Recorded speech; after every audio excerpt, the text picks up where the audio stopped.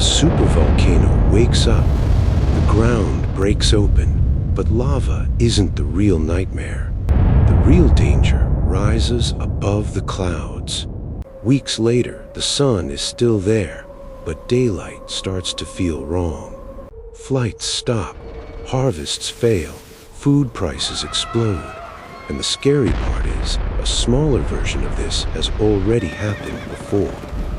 In this video, we're going to follow the chain from eruption to darkness to survival. People notice it before they understand it. It's lunchtime, but everyone keeps checking the sky, like the day forgot to get brighter. At the airport, it turns into a real problem. Flights keep getting delayed, and no one at the gate knows what to say.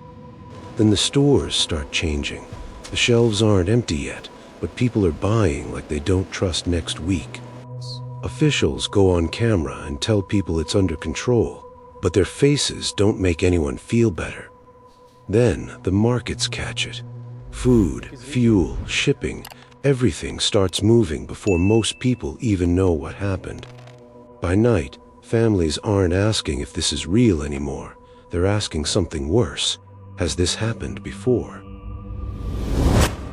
The weird part is, this is not where the story gets less real. This is where history makes it worse. In the year 536, people wrote about a sun that stayed weak for more than a year, almost like daylight had been damaged. They didn't know about aerosols. They just knew crops were failing, cold was spreading, and the sky wouldn't look normal. Today, we know the nightmare probably started with volcanoes, not just ash, something much harder to see. A huge eruption can push sulfur gas above the clouds where normal rain can't quickly wash it out.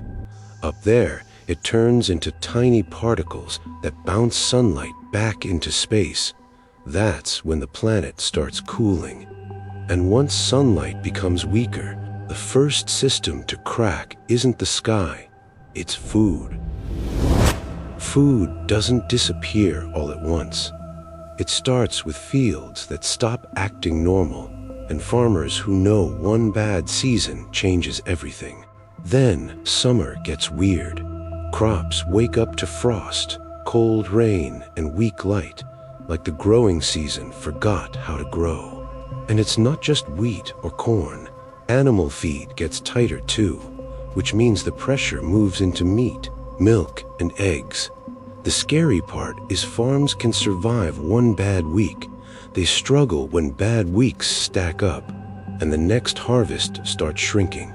Then the warehouses start making harder choices.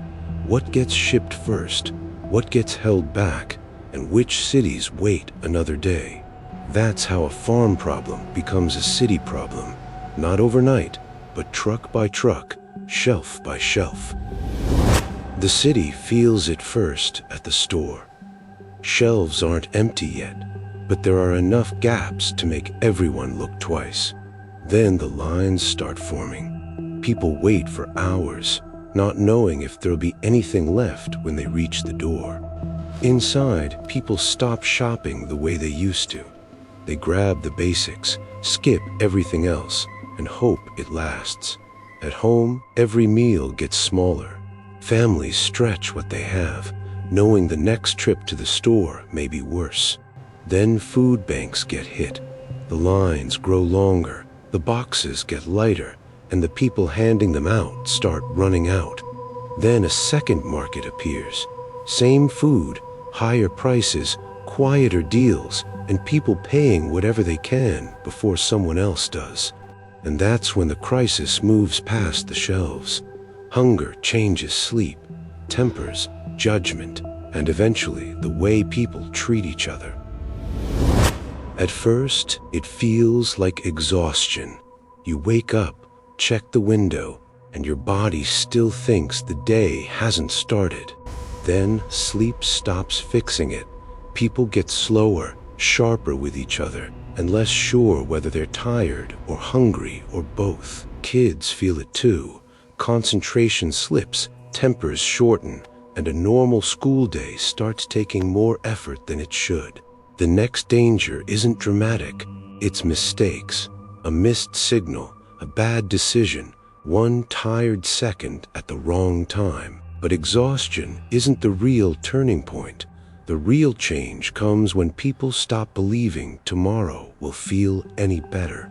That's when stress turns outward, small arguments get louder, trust gets thinner, and every delay starts feeling like someone else's fault. And once millions start feeling that pressure, governments stop treating it like bad weather. They start treating it like a security threat. Governments don't wait for empty shelves. They move early, rationing fuel, guarding food depots, and deciding which systems get protected first. Then, countries start keeping more for themselves. Grain exports slow, contracts get canceled, and nations that depend on imports feel it first. At the ports, the crisis becomes visible. Ships wait, containers stop moving, and every delayed cargo pushes prices higher somewhere else. And now, food isn't just food, it's leverage. Countries with reserves gain power, while everyone else makes deals they never wanted. Then the borders tighten, not because the sky changed overnight, but because hunger starts moving people before governments are ready. One checkpoint becomes 10. Aid slows, temperatures rise, and every government has to make the same choice: who gets through and who has to wait. But tighter borders don't solve the shortage, so governments turn to the next question: can technology buy them enough time? Yes, we can grow food without normal sunlight. Vertical farms control light, temperature, and water, turning warehouses into artificial growing seasons. But here's the catch. A room full of lettuce doesn't replace millions of acres of wheat, corn, and rice. And every artificial sunrise needs electricity, grow lights, pumps, heating, cooling. The farm survives only while the grid does. That's the trap. The technology that escapes the dark becomes completely dependent on power, exactly when every other system needs it too. So engineers go further. Algae tanks, fermentation, protein grown in factories. It may not look like dinner, but it can keep calories moving. Technology can buy time, maybe months, maybe years, but the real test begins when emergency systems have to become everyday life. Years pass. The emergency doesn't end. It becomes routine. Dim mornings, artificial harvests, and a generation learning to live without normal sunlight. Children grow up under a pale sky. Some barely remember warm sunlight, only the stories adults tell about how bright summer once felt. And the machines never get a day off. Filters clog, lights fail, pumps wear down, while replacement parts become harder to find. That's when the question changes. It's no longer, can we stay alive? It's, how much of our old world can we keep? Then, one morning, the sun looks brighter.